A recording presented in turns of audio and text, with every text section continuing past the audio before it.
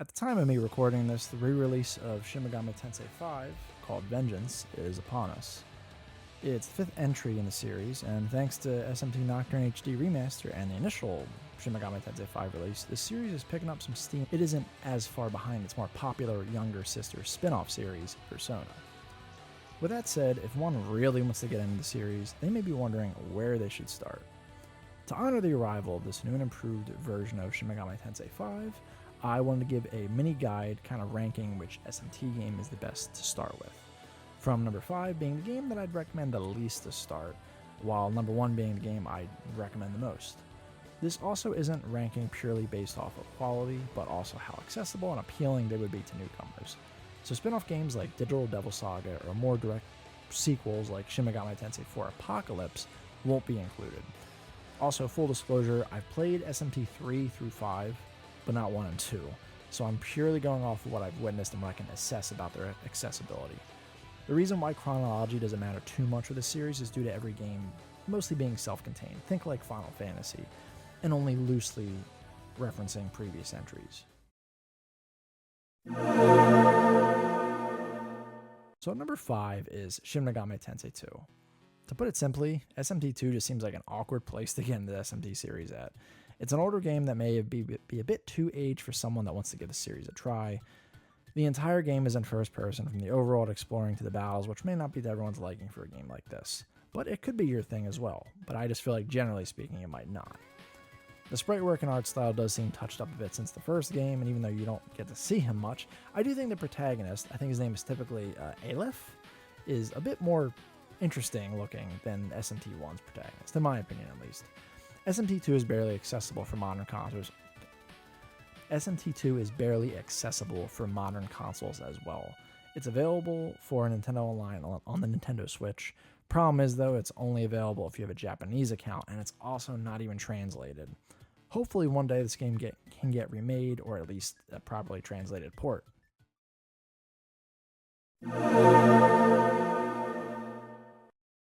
So number 4 on our list is the original Shin Megami Tensei. It would seem kind of silly to place the game that started it all on the very bottom of the list. If you truly do want to start the series from start to finish, this of course is the one to start with.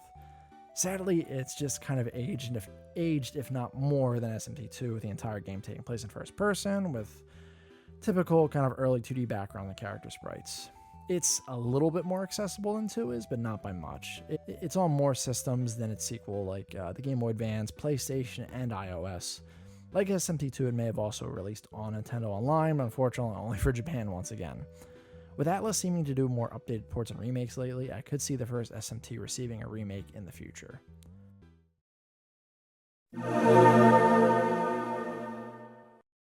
So number 3 on the list is Shin Megami Tensei IV. SMT4 is easily one of the more highly regarded games in the mainline series. When I had played it, I really liked the atmosphere, music, presentation, as well as the story.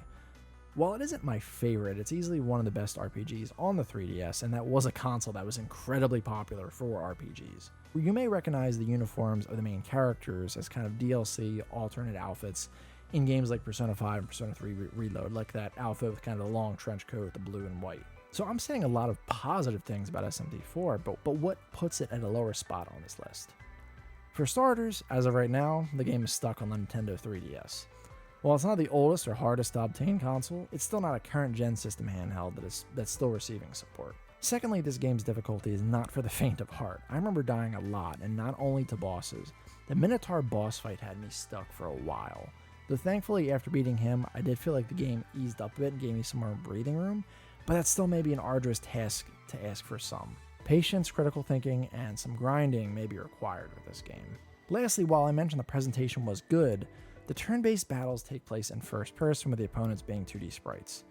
This can be a turnoff for many others, and myself included. Typically, the norm of turn-based RPGs is full third-person battles where you can see who you're fighting as well as your own players.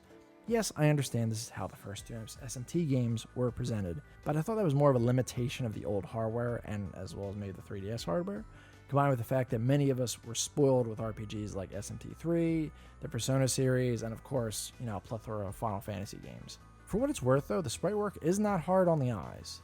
Even if SMT1 and 2 need it more, SMT4 actually has my vote for the game in the series the most that should get a remake, or at least a remaster with improvements. Perhaps the ability to toggle third-person battles and maybe an easier difficulty?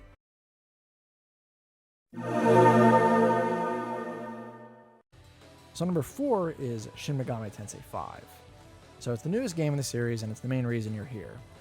SMT5 is an eye-catching game that continues to evolve the series with a flashy main character, beautiful and atmospheric environments, and music that really makes your head bop.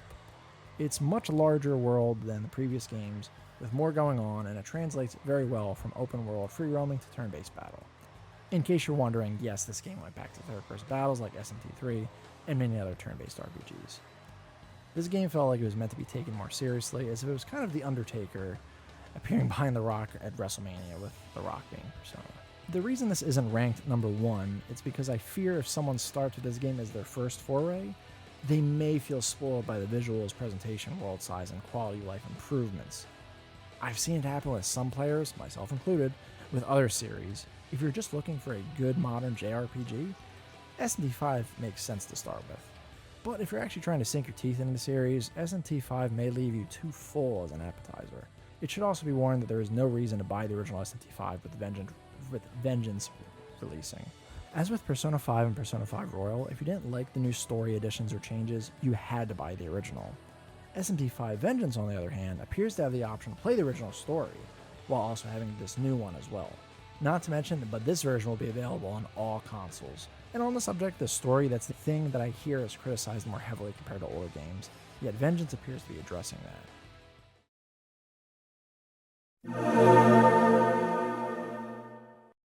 So number 1 is Shin Megami Tensei III Nocturne. It's only fitting that the best starting point is the game that I and many other Westerners started with. SMT3 Nocturne is the first properly localized SMT game that released in the States. Like SMT5, SMT3 features a pretty striking main character, the Demi-Fiend, and this indescribable atmosphere that gives off a really cool, yet desolate and kind of lonely feel. I guess captivating atmosphere seems to be a trend in SMT games. In typical Atlus flavor, the music always delivers and was actually composed by the legendary Shoji Meguro, same composer of Persona 3, 4, and 5. He'll also be working on the new kind of big Atlus release called Metaphor Refantasio. The main reason I can recommend this game as the best starting point is due to the HD remaster that came out for Nocturne back in spring of 2021. It makes the game look a bit prettier, and personally I feel the graphics still hold up to today. Nocturne was a game that relied on a lot of basic geometric shapes and structures, but something about it just feels simple yet alluring. It's the aesthetic middle ground between too little of SMT1 and 2, but the too modern feel of SMT5, while also having the third-person battles that SMT4 decided to opt out of. The remaster also gives most of the main cast voiceovers for cutscenes. It allows the ability of manually choosing skills to give to fuse demons, which later games made a staple. One other addition is an easy mode called Merciful that makes grinding for experience and Maka, which is the currency in SMT games, go by a bit quicker. Nocturne also has some guest appeal, as it features Dante from the Devil May Cry series. Admittedly, while I thought Nocturne always seemed enticing, this was the deciding factor for me to get the game on the PS2 many moons ago. At the time of Nocturne's release, Devil May Cry 2 is the most recent game in that series, thus they used that version of Dante. While DMC2 is probably the worst game in the franchise, sorry, I find the reboot more fun. Most consider this to be one of Dante's coolest looks. In the HD remaster of Nocturne, he now has the bonus of being voiced by his most consistent voice actor since Devil May Cry 3, Ruben Langdon. So it's very interesting to see this combo, especially since he's now voiced every classic iteration of the character. Now I will say there are a few caveats to additions like Dante and Merciful mode.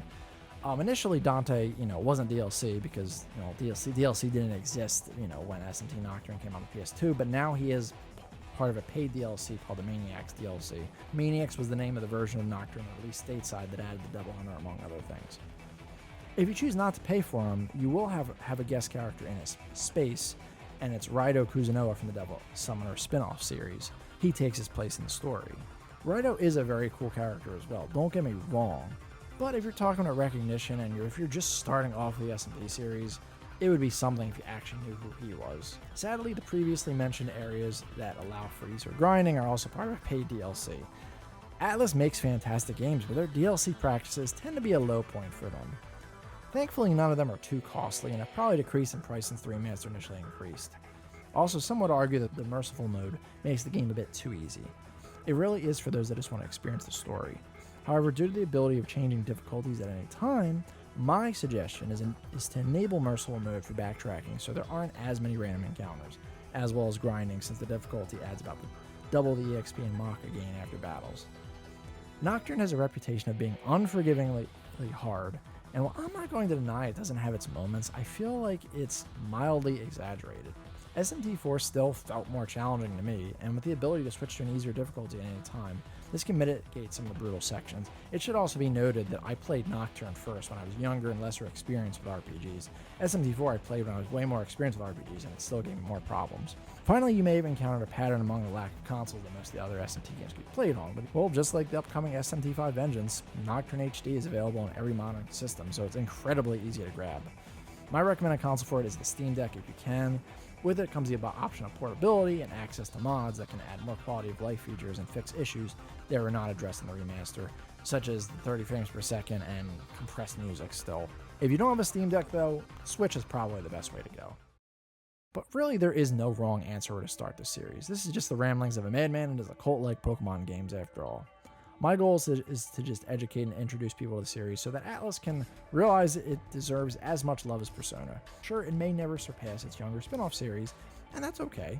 However, if you maybe have an urge to run around as a shirtless teen with cool tattoos that hangs out with Dante, sporting cool long blue hair and a lightsaber hand, or just want to get more into the cult than your typical Persona game, consider yourself prepared.